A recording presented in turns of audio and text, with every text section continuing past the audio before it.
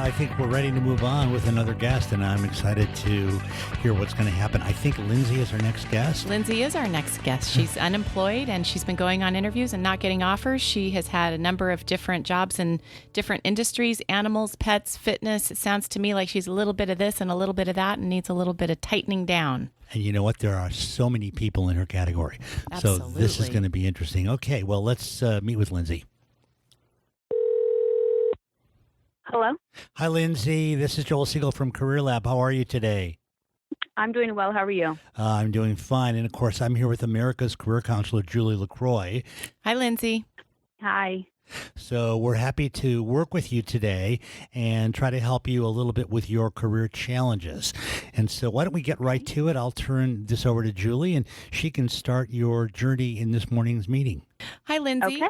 Yeah, nice. Hi. Nice to have you on the podcast. I got your email, and you gave me a little bit of information, and it sounds to me like you're in a frustrating spot. Currently unemployed, going on interviews, but not getting offers. I think that's probably a situation a lot of people find themselves in. In fact, I know it is. Yeah. And I know that it's a frustrating place. And so please tell us how we can help you. Joel and I are here for you.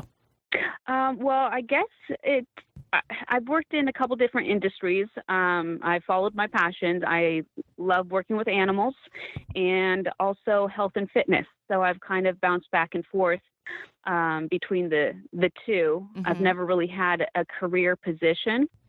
And so I've recently moved back from out of state, and the last few months, I'm applying to these positions that are aligned with my background. Mm-hmm. And have been invited for interviews, and I'm just not getting any offers. How old are you? So I'm 39. And what kind of positions in your interest area are you currently applying for?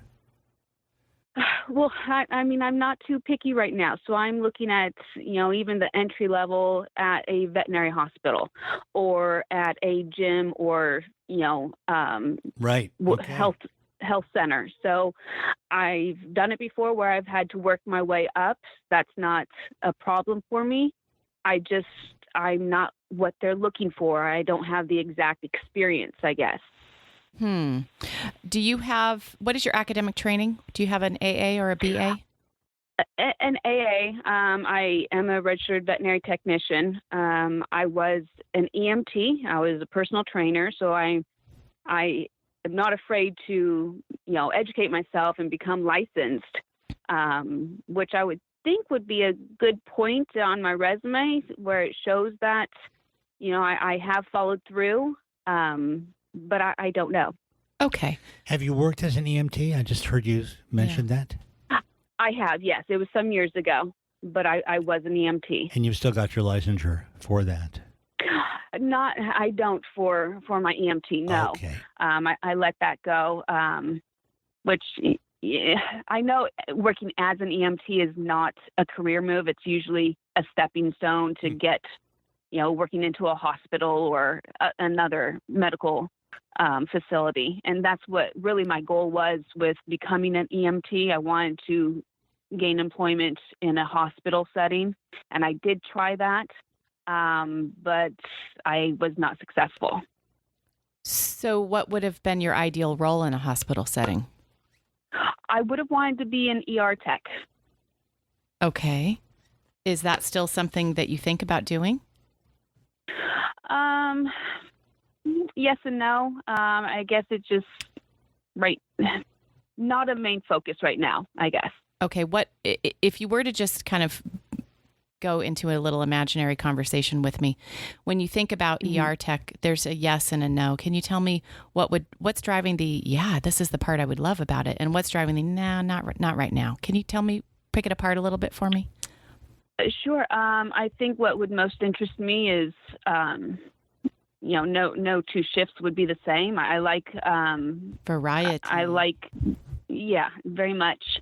And then what holds me back is just from my experience before. I know that it's just it's very competitive to gain that position. Got it. So the work environment. So that holds me back. Yeah. Okay.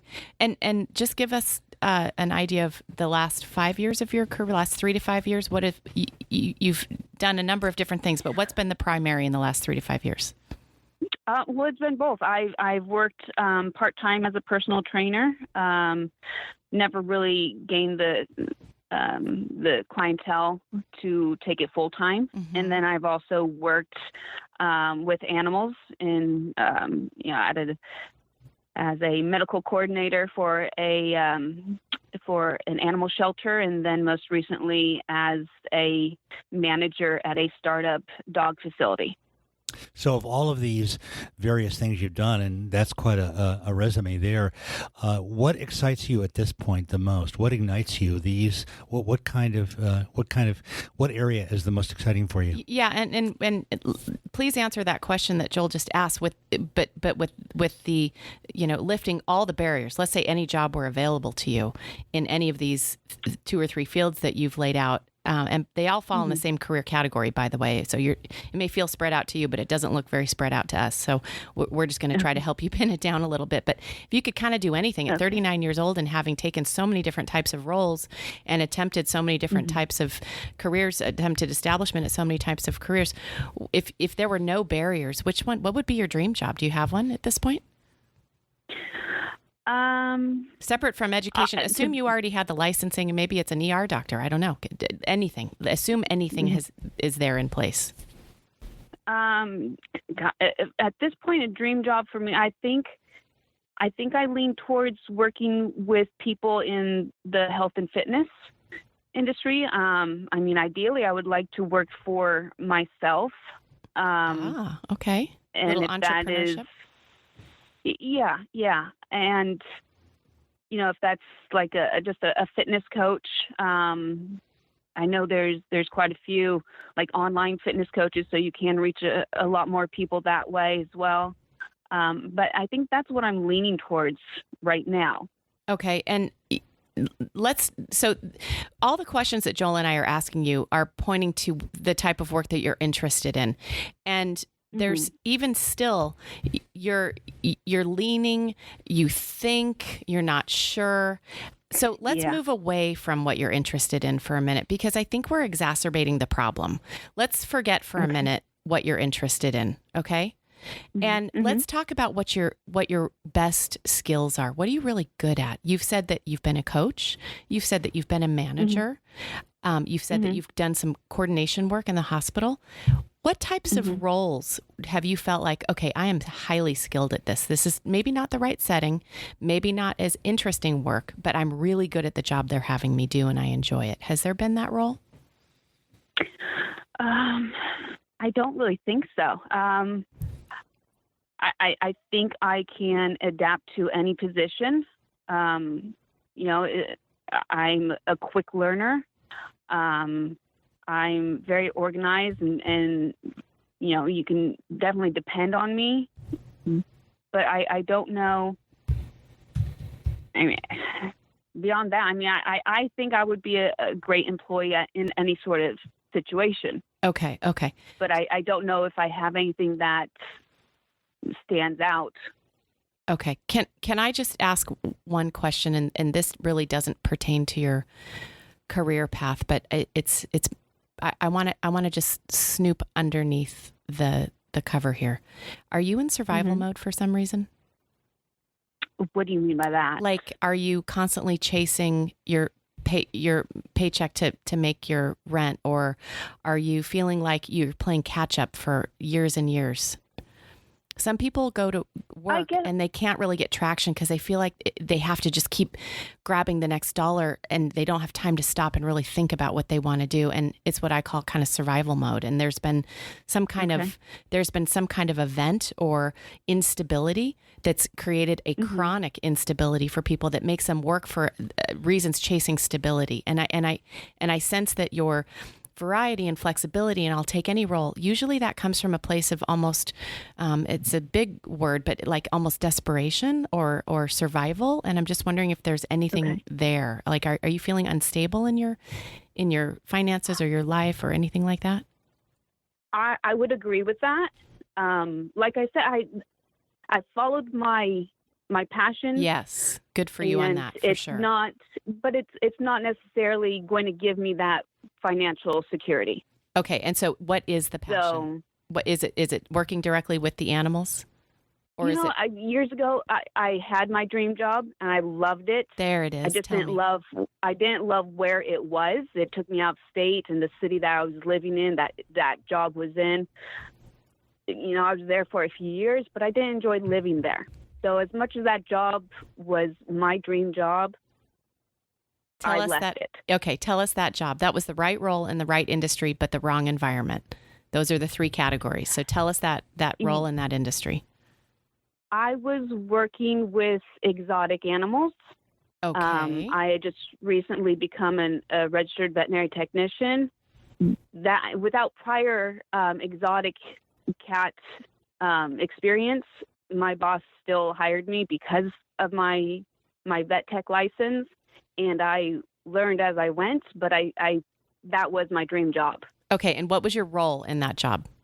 Well, I was the licensed veterinary technician for, but there was quite a few, probably 50 plus animals on the property. Even though I wasn't technically working as a vet tech, what I was doing, I was working with lions, working with dogs, with all these exotic animals. It certainly sounds like quite a dream job. What happened with that job as you went forward? What do you mean by that? Role or you didn't like that it was out of state, but why didn't you continue that line of work in here in Orange, wherever you're located? I did look because that particular job was a little bit more unique than any other zoo type of job. I did try to pursue that. I mean, to this day, I still kind of hop on and just see what's available. Sure. It sounds, now we're getting some, and this is very interesting. Yeah, but it is very competitive, but you said I don't know. Can I jump in here? You said you're very organized. Mm-hmm. Take that word and talk to me a little bit about that. Are you really good at working? Are you good at working with files? Are you good at working with databases? Are you good at remembering the names of these animals that are Latin in nature? Are you good at classification? Are you good at ordering things? Are you good at systems and processes? What are you good at? Are you good at administratively as well as being a vet tech? I've had to do all of that. And are you good at it? Yes. Do you like it? So. Do you like it? I think I like hands-on more so than the administrative. Okay, so let me see if I can give you just a thread or two. And I don't mean I want to kind of punch through some of these things because these are hard questions to answer because I'm asking them very pointedly and asking you to come down on a yes or a no. And part of that is that I'm designing those questions to try to get you some handles that you can pull for yourself to move forward. Okay. Because what we want to do is we want your career to start bearing some fruit for you. I would suggest, because if you want to always position yourself, and this is for all of the listeners, myself included, you want to position yourself in an active pool of people who need you. You want to be pursuing an active market so that you're not bumping up against this exact same situation, Lindsey, where you are still unemployed, interviewing, and not getting through. Because I've heard the words highly competitive out of you 3 or 4 times, and that's a tough feeling. We've got to get through that. We've got to activate your secondary skill set. I would activate your secondary skill set of administrative skills. They are, other than bartending, they are the most transferable skill sets that they're out there. Bartending, sales, and administrative skills. Boom. Everybody needs them. I need sales. I need administrative. And sometimes after these callers, I think I need a drink. But what you want to do is, instead of trying to pursue one-on-one coaching training, whether it's an animal or a fitness client, let's activate that administrative skill set. What I would do is I would cultivate all of the different experiences that you've had from an administrative standpoint in the last 5 or 10 years. I would throw them into a resume, and then I would profile your geographic location for every zoo, every museum, every library, every school, every nature center, and work in cataloging or administrative or this, because you are going to be working with the specimens or the animals or whatever it is that they're doing. But if you can pierce through with an administrative role, you're going to be in that environment, and it's not going to be as competitive, and it's going to be in much higher demand. So for the purposes of this call, because I do think that in a regular session, I could help you put these pieces together, but I at least want to lay out for you where the biggest bolts are, in my opinion, because you're working, you have the opposite personal economics. Economics is economics, supply and demand. You are in short supply of high in demand skills. You have a lot of skills that are shared by many other people. So it's not putting you in a competitive position. There are a lot of people with fitness trainer, vet tech, this and that, and you're not getting any traction. So we've got to amplify the demand of your skill set. We've got to refine that and sharpen it and make it more palatable and feed a hunger in the workplace. And I'm telling you, those are administrative skills. I'm not saying you're going to be a secretary. I'm just saying take a look at project coordination, office management, office administration. You can make a lot of money. You can get a stable career. And if you do find one in the right setting, where you're working again with exotic animals or exotic plants or exotic people even, you're going to find that will lead you to the next step. I don't think your dream job is your next step. But I can promise you that if you take a little bit of a higher road here and go into your industry with administrative skills, that you're going to land, you have a lot more options to land. And then you'll have a chance to figure out where you want to go once you're in the water. You're just not in the water. Let me help you get in the water. Yeah. You see what I'm saying? Okay. Yeah. Yeah. Okay. Joel, what do you want to say to Lindsey, and how are we going to fan this out to our callers? Administrative skills and bartending people, come on.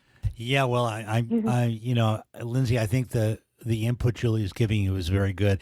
It's really a question of supply and demand, and that's what Julie's helping you with. She's helping to put you in a situation where you're more likely to be able to be hired, which is a key variable for you. And so I think even though your personal skills dealing with animals and other kinds of things are probably, at the end of the day, your most prominent talents, Julie is helping you to land in a position now, which then can be a pathway to your activating those skills later on. Wouldn't you say that's what you're just doing right now, Julie? Yeah, absolutely. Right. So, and that's very important in career counseling. That's why Julie is who she is. I would only add to that a lot of this, I deal with a lot of executives and people like yourself who are having trouble, just like you're having. And one of the variables we all come up against is timing. Timing is a huge variable in life. And what happens is people forget about that. They think that because things have not happened on their schedule, that there's something fundamentally wrong. Sometimes it's just a question of timing. And you can only fight timing so hard. So what I'm saying to you is you need to be aware of the fact that continue to spread yourself out broadly, as Julie's talked about, and continue to have a positive attitude about it. You will land. But sometimes the timing is just going to take a little longer. And place some value on your administrative skills. Don't look at yourself as just a technician or a practitioner.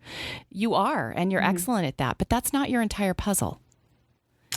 Value the other piece. You're leading your career right now with your A game, and my hypothesis is you need to shift that just a touch and lead with your B game and give it the weight that it deserves and bring it to the forefront. And just like birds fly in a formation, the ones at the tip of the V are not always in the front. They fall to the back and the others roll to the front. And everybody needs to kind of rotate their skill sets every now and then to keep it fresh and to make sure that they're leading with their not only their sharpest skill set, but their most most in high demand skill set. I wish you the best of luck.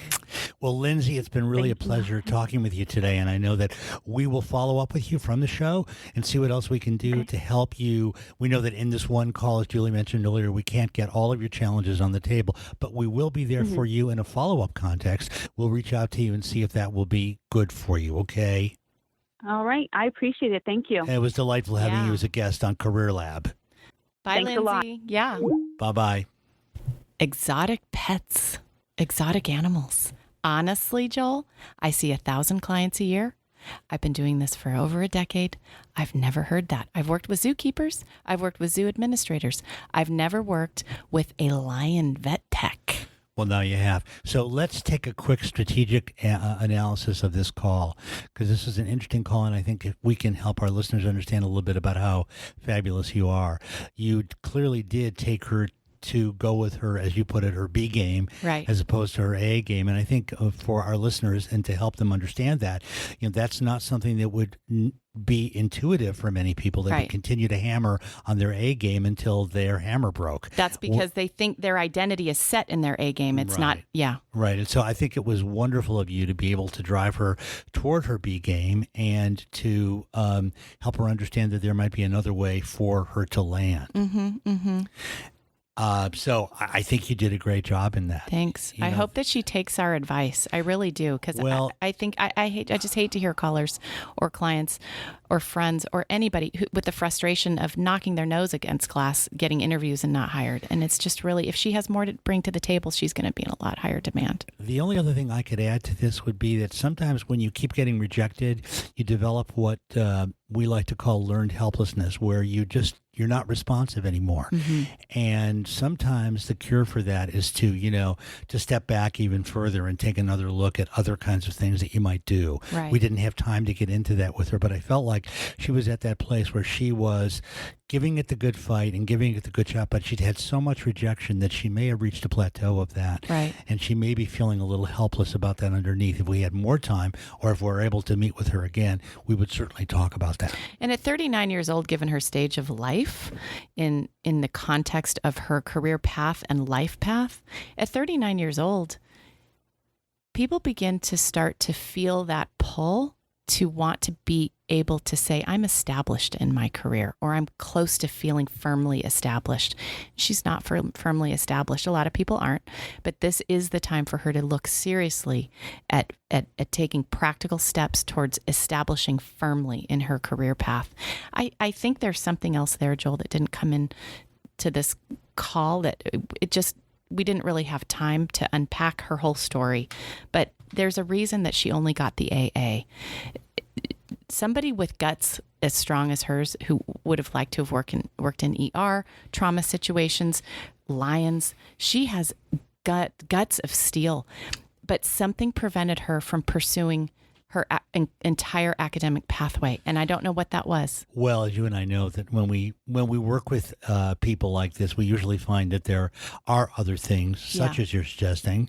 And oftentimes people's own personalities, their relationships at work, and choices they've made turn out to be big variables in that. So just for our listeners to understand, that always is a part of the picture. We just always can't get to it on CareerLab because we have so many adults who want Julie's help that we've got to be able to find time for them. You know what, Joel? I know this podcast is over, but I'm just, my head, I'm just going, I got fireworks in my head here. We have to close this up the right way, because if there are other listeners out there who are making academic decisions at this time that will limit their dreams from blooming because they think there aren't jobs, please rethink that.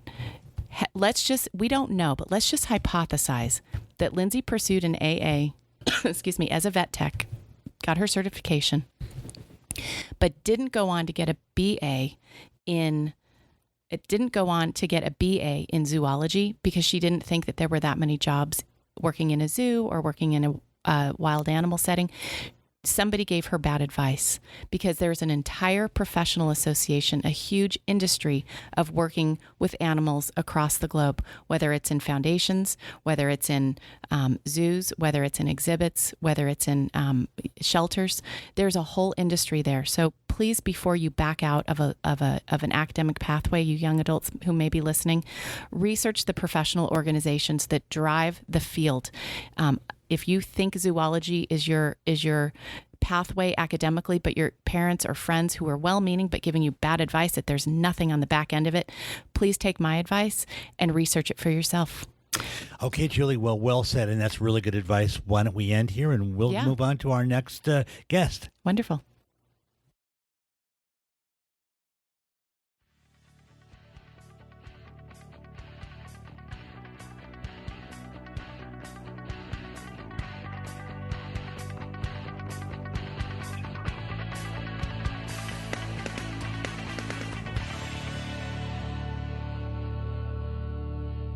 If you'd like to be a guest on CareerLab, send me an email. Visit CareerLabNow.com. While you're there, download my proven curriculum with over 200 entry-level job titles, samples of resumes which have snagged my clients the interviews they want, and a job search strategy that will work for all junior professionals like you. Visit CareerLabNow.com. CareerLabNow.com.